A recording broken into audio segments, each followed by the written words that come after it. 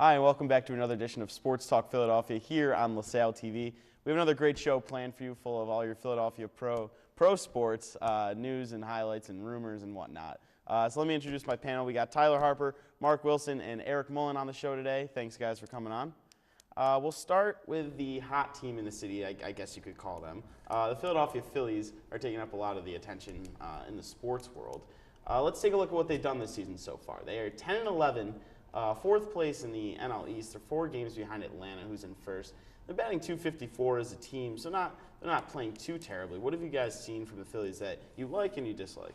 I'm going to play kind of an optimist here. It's a mixed bag. I mean, that's about as optimistic as I'll go right now. I mean, 10-11, 1 game under 500 right now. You kind of figured this team was going to be middle of the road, and with that middle of the road average of .254, I mean, you're getting what you're going to get. I mean, they were able to take 2 so far from LA, which I don't think anybody had. I think if people had to make predictions on that, they would have been swept. But they were able to get on a roll after that last win in Colorado and then take 2 games from LA. So the Phillies are kind of showing signs of life, but as soon as you start to see it, it just gets swiped back down. So right now, towards the end of April, it's just a mixed bag for the Phils. What I like so far about them is their offensive potential. Yeah, it's been here and there. First game they came out and scored over 10 runs, so the potential's there for them to put up the numbers. Have they done every game? No, obviously not. What I dislike, though, is the bullpen. We said going into the season that the bullpen was going to be the issue, and it's proved to be the issue. I recently saw online they would have 5 more wins if the games ended in 7 innings and not 9. So there's to show how the bullpen is hurting the team so far. Too bad it's not Little League, right? Yeah. It's the 500 team we kind of expected. Their series wins have been against teams that are worse than them, and their series losses have been against teams that are better than them. So it's kind of what we expected. The pitching hasn't been terrible. The hitting is average, but the bullpen it's worse in the league, and the errors still. So it's the 500 team that we were expecting. Yeah, and like you said, the starting pitching has been pretty good. They've gotten what you would expect out of Cliff Lee and the rest of the rotation. But last night, Cole Hamels finally came back into the rotation, made his start against the Los Angeles Dodgers. Take a look at what he did. 6 innings, 2 earned runs, 6 hits, 1 walk, 5 strikeouts. What did you see from Cole, and how sharp did he look? I thought he looked sharp. Yeah, I agree. He didn't look too bad. I mean, obviously he didn't go out and throw a complete game shutout like Coleman and his prime a few years back, but he's looking good. Making his pitches, getting batters out. He's looking really well. I mean, when you face a tough team like the Dodgers, he held them off pretty good, but then, as Mark mentioned before, the bullpen yet again just coughing up a lead for them to take the loss. But overall, I liked what I saw from Cole. I hope he keeps it up. Yeah, he came out and had a quality start for the Phillies. The bullpen didn't do it, and I think for him it was a little more added pressure last night. Coming in, being hurt, having this, having to live up to his Hamels standards that Philadelphia's put on, plus going to his hometown, facing one of his home teams, some team he grew up watching and rooting for his whole life, plus having family there. So a lot of pressure on him last night. So he did do really well under what it was. For Hamels, though, it's going to be whether or not he stays healthy from here on out. We said in spring training he's healthy this week. The next day he wasn't healthy, back on the DL for 2 weeks. So if he stays healthy, we can see lots of more quality starts from Hamels. Yeah, for his first starter, it was really good. I'm surprised they took him out, and even after the game, he said he could have thrown 100 to 105 pitches, but they were tied when he left the game, and then when he left, the bullpen gave it up. So I think as long as he stays healthy, they're gonna have a good 1, 2, 3 start of the rotation. Yeah, you kind of took my next question. They pulled Cole Hamels after 84 pitches. He didn't look like he was laboring at all. Do you guys agree with the call to pull him in after the 6th inning? Yeah, only because, as the cliche goes, it's a long season. You don't want Cole. I mean, I'm sure he feels great. I'm coming back, having a decent start last night. I'm sure he probably could have gone on 100 pitches. But you don't want to see a case like Steven Strasburg where he just blows out that arm and he gets hurt again. You want to see him kind of take precautions. So, yeah, obviously, if you're Ryan Sandberg, you're going to worry a little bit handing it over to that bullpen night after night. But you got to do what you got to do to keep your ace healthy and keep him healthy the entire season. Yeah, no, baseball season, it's a marathon, not a sprint. And having your aces just come back from injury, someone you're going to rely on heavily as the season goes through, it's better to play it safe than sorry, especially at the beginning of the year on his first start. Yeah, I agree. It's tough because Sandberg probably saw that the lead was going to go away with handing it to his bullpen late in that game. But it's a long season. It's just his first start. It's just 1 game, so they'll be fine. All right, and on to another point from last night's game. Cody Asche was benched once again, didn't make the start. He's batting .191, 1 home run and 3 RBIs. What's the problem with Cody Asche? I don't know. I think he may be feeling pressure, and maybe it was a jinx by me, so I apologize. Because on our Phillies preview show, when you asked about a Philly to look out for, I believe I picked Cody Ashe. You did. Yeah, great job on my part. But no, I think it's. You're hoping it's not too much of a sophomore slump right now. I think it's just a case of trying to put too much pressure on himself. I think he just needs to relax, maybe talk a little bit with the veterans like Don Brown did last year, talking to Chase Utley. Maybe just trying to calm his approach at the plate, just trying to find some way to just take some pitches and get back into a groove. Yeah, Cody Ashe actually admitted that he's not playing because he's not hitting well. He recognizes that, so he's trying to figure that out. So it's not like he doesn't know what's going on. But I think for him, it's going to be getting that experience. I think he really could have benefited from another year or so in the minors, but in the situation it is, like Tyler said, it's the pressure that I think that's going to be the major effect this year, is trying to live up to that third baseman hype that the Phillies need. Yeah, he's just putting too much pressure on himself right now, and he's hitting lower in the order, which I don't understand why he's putting so much pressure on himself, but you just have to ride him out at this point because you can't just set him back down. You got to ride him out up here because they have no other third base options. So. Yeah, what does he do to kind of get back to where he was last season? He was a solid contributor last season for a while. What does he have to do to get back to that? And if he doesn't, do the Phillies have to look for another option at third base? Well, I think to get back to it, like I said earlier, he's got to really talk to those veterans, because all those veterans on those teams, the Utleys, the Howards, the Rollins, they've all hit their peaks and valleys, obviously, because they've been in the bigs, especially with this team for years. So they know what it takes to kind of wait out a slump, and they're probably just going to tell them the same thing. You just got to plug away. As far as the Phillies go, if Ashe doesn't live up, you might have to just live up with a platoon of Freddie Galvis and Nix right now to kind of await that out, because Galvis, while he hasn't been, obviously he's never been praised for his offense, and he's been very good defensively when he's been coming off the DL. So dealing with that, I think you just got to wait that out, because Maikel Franco is still battling it out in the minors right now. So you can't exactly just call him up and expect him to do what Cody Ashe did last year. Yeah, I think for Ashe, he's just got to go back to the basics and not overthink it. Make the simple plays on defense. Just see the ball well, take it one at bat at a time, and try not to do too much with it. Just try to make contact with the ball, and eventually things will start to happen. Yeah, he's got to keep it simple. It's a long season. There's a lot of players each year that struggle at the beginning of the year, or they struggle at the end of the year. Players go through tough stretches. He just got to ride it out. Don't let his struggles at the plate affect him in the field. Just keep playing good in defense, and hopefully he'll get out of the slump. Do you guys think that benching him helps this? I mean, with a guy like this, a young guy, it seems more beneficial to kind of, like you said, ride him out and kind of get him that experience and have him work through it. Do you guys agree with him being benched, and do you think he can overcome this? Well, it can take a couple days for him to actually sit on the bench and just observe and kind of lay at bats out in his mind, and maybe go to the cage and swing a couple times, as opposed to being in the lineup. Because if he's just in the lineup every day, even though he's struggling, he could just try to force the issue more and just hack at more pitches and make more mistakes. Whereas if he's on the bench, he can sit, just be calm, talk with Larry Boa, talk with Ryan Sandberg, and just talk through each and every at bat, through every pitcher that goes up, to see what he can do to adjust his game further. Yeah, it's really a catch-22 situation, because you want to have him in the game so he gets the experience. He's able to kind of work his way through his slumps. At the same time, you don't have that weak point. Comes up, someone's in a slump, not hitting well, not contributing much offensively. That's a guaranteed out. And so it's one of those situations where the thing, young guy for like Ashe, like we said, you just have to play him and just help him out where you can, give him the positive feedback he needs. Yeah, I agree. I think you just have to keep playing him, because at this rate, I mean, there's no other option. So I think you just got to keep playing him.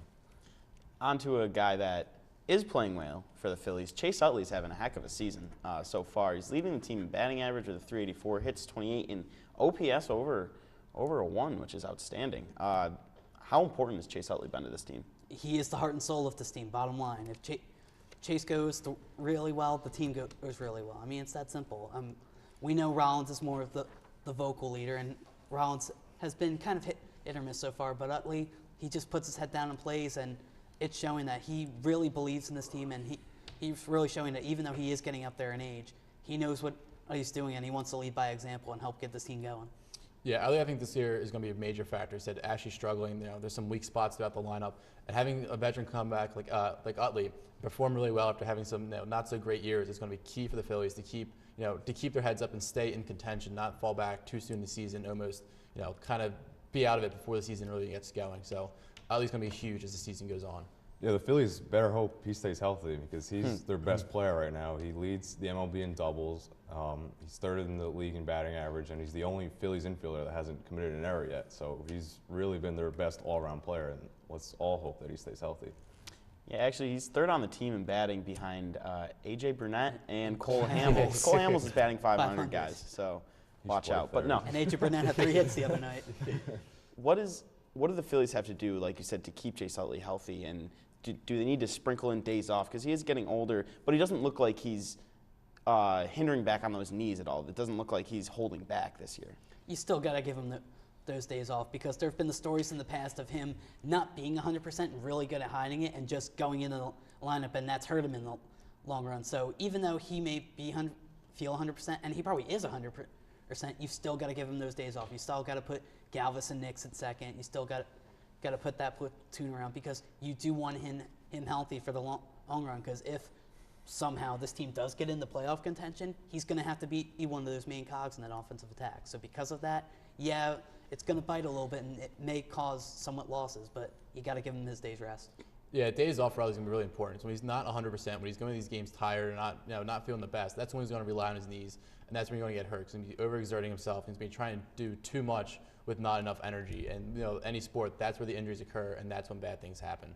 So days off, I say play out the 100 upper words of 140 games.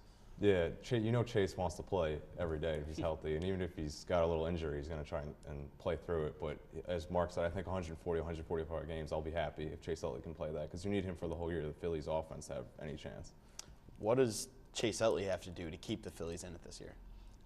Just what he's doing right now, just staying focused at the plate like Chase Utley always does, focused in the field, helping out the young guys like he did with Dominic Brown last year, and just being that all-around guy that hustles that the Phillies need. He really needs to be just the guy who leads by example, bottom line.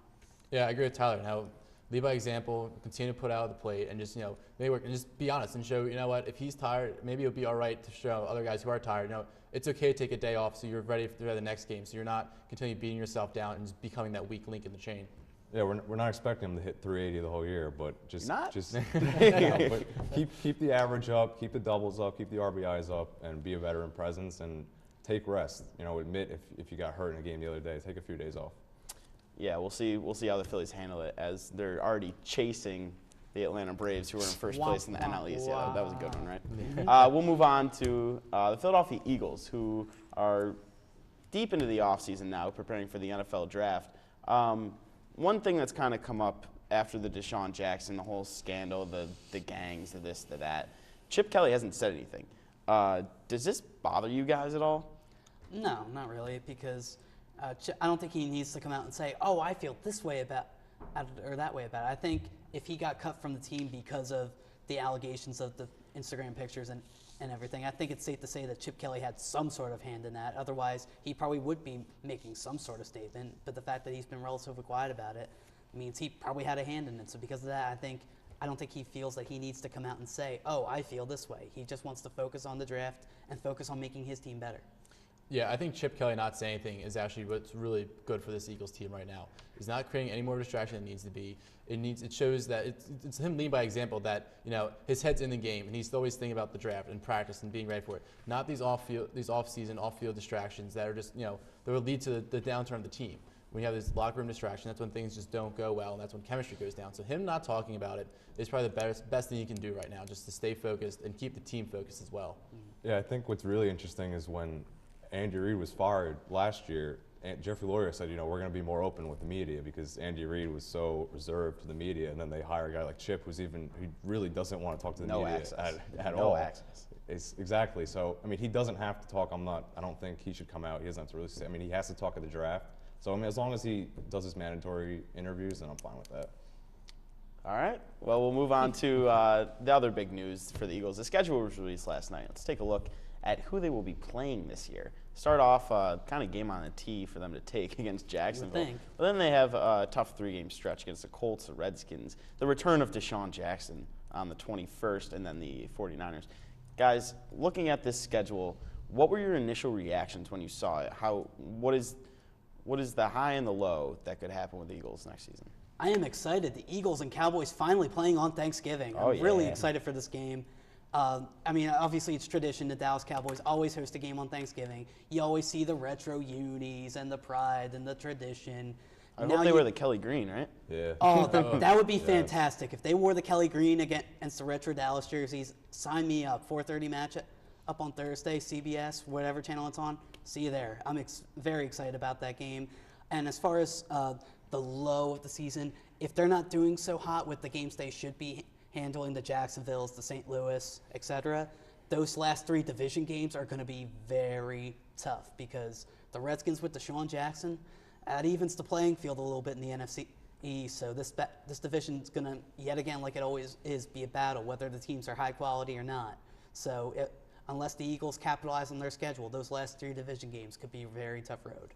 Yeah, I personally like how they're opening against Jacksonville. That's going to give them, hopefully they put a good beating on Jacksonville as they should to really get momentum going into the season, going against the Colts. But for me, the hardest part, obviously, is going to be the end of the season. They play the Cowboys, Seahawks, Cowboys again, Redskins, and then the Giants. And the last 2 games against Washington and against the Giants are both away games. In the past couple of years, it's come down to those last 2 games of the year that really decide who wins the NFC East and who goes to the playoffs and who doesn't. So, if it's coming down to that again, where it's those last 2 games, Eagles being on the road against 2 division opponents, it's going to be really tough and it's going to be really high pressure for Chip Kelly and the team if they don't, if they're down those nail-biter games again. Yeah, and I like how the NFL, the past few years, how every team's last game was a division game to try and spice it up before the playoffs. And now the Eagles have 3 straight before the playoffs, so that'll be really good. But I'm really looking forward to Seattle and San Fran because these are the top 2 teams in the NFC, and we'll be able to see where this Eagles team measures up come playoff time. Yeah, my initial reaction when I saw it was 10-6. Just eyeballing it. I think out of their last 4 games, the Seahawks and then the NFC East, they lose 3 of those. I think it just comes down to that. So they go into that, they would be 9-3 at one point in the season. That's just mine. I think they can rattle off 6 in a row after the bye week, but that's just my initial reactions. What do you guys think? Yeah, I think 10-6 could seem about right, but again, it's just really this team is going to be the story of how they do without Deshaun Jackson. That's going to be all this team hears in the media from the beginning to the end of this year, is how they do without Deshaun Jackson. If they can build up some chemistry and Jeremy Maclin could be the weapon he once was, then they should be all right around that 10-6 range. I'm going to go with 9-7 on this. I don't know. I'm a little iffy about that tough ending for them. And I also don't like how they play the Cowboys a week apart from each other. So if Cowboys, Seattle, then the Cowboys again. So I really don't like that having those 2 big games kind of back to back. Yeah, I think 9-7 or 10-6 is a good range. It just really depends how the offense does without Deshaun Jackson. I just need to see them be able to survive without him. The defense is a little improved with Malcolm Jenkins, but it's not like their defense was so improved that they should be able to jump to 11 or 12 wins. So I think 10-6 or 9-7 is where they'll end up. All righty, we'll move on to a team that is playoff bound right now. They're playing in the playoffs. The Philadelphia Flyers taking on the New York Rangers, obviously in the first round of the Stanley Cup playoffs. They're down 2-1 after they lost 4-1 to the Rangers at home this past week. One guy that's kind of been lost through this is Claude Giroux. No goals in the 3 games versus the Rangers. He has 1 shot on goal in the entire series and 2 assists. What's wrong? What's wrong? The Rangers are beating him up. If you guys have been looking at those NBC and CSN and replays, they've been getting in his face the entire time. I'm not saying that's taking him out of it 100%, but there's definitely got to be something mentally there that's kind of throwing Claude off and not making him be his normal self, because almost any chance they get, even from the beginning of Game 3, they're trying to take those extra jabs at him, trying to throw him off this game, because they're no dummies. They saw the film from the second half of the season. They know as Claude Giroux goes, this team goes. So right now, Claude Giroux's struggling. As a result, Flyers down 2-1. Yeah, it's basically what I just wrote down too. Claude Giroux struggles, the Flyers struggle. Did you? Yeah, it's on there. But no, we saw at the beginning of the season, he wasn't doing great, and the Flyers weren't doing it. Once Giroux turned it on and became that spark plug for the team, that's when they turned up and they got all these great wins, and that's how they ended up going on this same record as they did when they went to the Stanley Cup a few years ago. So as Claude Giroux goes, the Flyers go. So hopefully the captains can steer the ship in the right direction. Yeah, and a few weeks ago I said the Flyers will go as far in the playoffs as Claude Giroux takes them. So it's You it's guys, a common, three peas in a pod. It's a common theme here, but the Flyers game, the Rangers game plan has been, we're going to stop Claude Giroux. Someone else beat us, and no one else has beaten them. It's not Claude Giroux's fault. He's trying. He's out there skating around. He's trying really hard. It's not his fault he doesn't have any shots. He can't get any shots off. The Rangers have said, beat us with someone else, and no one in the Flyers has stepped up. Yeah, and Claude Giroux is trying to get the Flyers to step up, as he said in the media that he's just like, oh, we're going to win Game 4. So clearly he's trying to help kind of not call his team out per se, but definitely try to get them motivated to be like, all right, at Game 4 at home, we got to take this, and we got to even up the series going back to New York where we struggle. So with him struggling, who has to step up for the Flyers? The other two members of his line have kind of been hit or miss, and Scott Hartnell and Jake Voracek. Jake Voracek getting that key goal in Game 2 to kind of get at them working. But really, it's got to be the one guy I'm kind of focusing on. Vincent LeCavalier has really got to try to get more something going.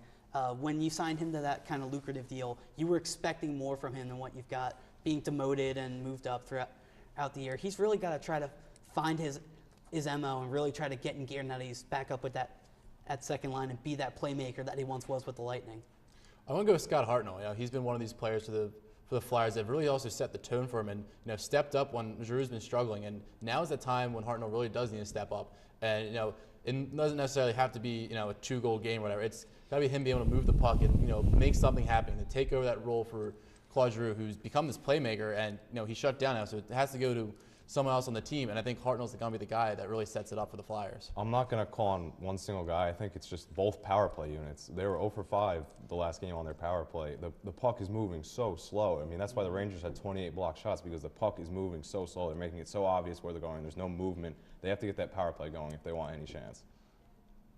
Yeah, I mean, it's just what Eric said, and if you didn't bring it up, I was going to 28 block shots. That's a lot. I mean, just the fact that you're being so predictable and just firing into the Rangers defense, and the fact that, yeah, they may be battered to bruise, but guess what? If they're in the way of those shots and they can take advantage and move forward, that's one advantage they have that you don't. So 28 block shots, you got to move the puck around. You got to be way, way less predictable. And Craig Berube said in his press conference, especially on the power play, they've got to move the puck more and not rely so much on the one-timer. But the Rangers also, real quick, in games 1 and 2, they had 27 combined block shots. So there's a lot of blocking shots going on. It sounds really obvious and cliche there, but it's like you said, it's the puck movement. That many block shots, it's at least half those could be goals.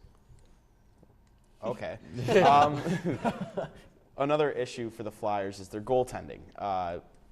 Razor Ray Emery has started the first 3 games. Mason will start the 4th game, but the problem here was Mason ruled himself out for Game 3. Then Craig Berube, right before the game, said, "Oh, he's 100%." Why wasn't he starting? And do you guys think that Mason should have started over Emery? No, I do not. I think it was a smart move keeping him on the bench because it's been a week or so, about a week and a half, 2 weeks since he's seen game action. Yeah, he's faced the team in practice mode, and I'm sure they're giving all they got in practice too, but that's different from the game. So there's going to be rust there. So I think, yeah, I know he gave up 4 goals, but I think it was the smart move going with the hottest hand you've got, Ray Emery, letting him fight that battle. More so in this game, there were goals that he probably should have stopped, but I think it was the smart move, keeping Mason at least on the bench and seeing if Ray Emery could try to continue his hot streak. I feel like sitting out Game 3 might have been Mason's call when he said he wasn't 100% and he wasn't ready to go for it, make the start. I think that's where it became his call that he didn't want to make the start and wanted to give the start to Ray Emery. Even though he obviously is not as good as Steve Mason, he was fully healthy and he was ready to go. And when Berube came out and said Mason's 100% to go, that's where, personally, I kind of worry there's that little bit of miscommunication. But we did see Steve Mason come in the 3rd and try to patch things up and do some limit damage. But I think that's where kind of Tyler comes in with, he hasn't seen a whole lot of game action, just practice. So him coming in the 3rd, getting a little bit of work, really kind of shows where he stands. If he's 100% there, he felt good, I think he'll be set for the rest of the series. Yeah, I was fine with him sitting out that game because, you're not getting a huge drop-off with Ray Emery. The Flyers really have, what's the word? A luxury with Ray Emery as their backup. So, it's not his fault they lost the first game. He played well in both games. So, I'm fine with it. My opinion on this is if he's good to go, you got to play him. You went with him all year. He's your best goaltender. He should be on the ice in the playoffs. You pay him to be on the ice. That's just – I agree with Mike Sealski, who wrote a column about it, LaSalle grad, who was on campus yesterday, actually, that you pay him that much money, he's got to be in the net. He's your best option to win. But we'll move on to our Fast 5 segment here on Sports Talk Philadelphia on LaSalle TV. First question goes to Tyler. Will Cody Ashley ever be everyday third baseman? Yeah, I think so. I mean, I don't know if it'll be with the Phillies, but I think he'll be able to build himself up. He'll be able to bounce back, and he'll be able to make himself a credible everyday third baseman for some team. All right, Eric. What Eagles game are you most intrigued by this year? The return of Deshaun Jackson, definitely. Any other ones that stand out? The Seattle and the San Francisco ones. But Deshaun, definitely that one. We got to win that game. All right, Mark. When will Claude Giroux score? Second period, game 4. That's bold. Okay. All about those bold predictions. Tyler, will the Flyers win the series? And if they do, what are the chances they go to the Stanley Cup Finals? I'm so torn. I'm going to say no, they don't win the series. But if they do, I think they have maybe a better chance in the second round because they've kind of been able to beat up on Pittsburgh the last few times if Pittsburgh can overtake Columbus. So I don't know if the Rangers will let them out the first round, but if they do, I like their chances against either Columbus or Pittsburgh. All right, and you two can both answer this last question since Tyler got to. Chase Utley, over under 200 hits this year. Over. I'm going to say over. Any reason? He's hot right now. I think he's going to keep it up through the year, having his little bit of days off. He's still going to get his reps in the cage. And I think he's going to be on a hot streak all year. Yeah, if he plays 140, 145 games and he's healthy, I say over.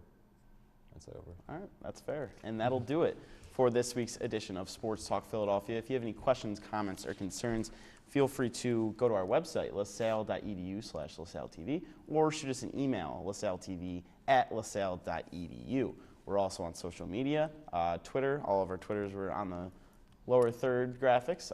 You can keyword search us on Facebook and YouTube, Sports Talk Philadelphia. For Tyler, Mark, and Eric, thank you very much for watching, and we will see you next week.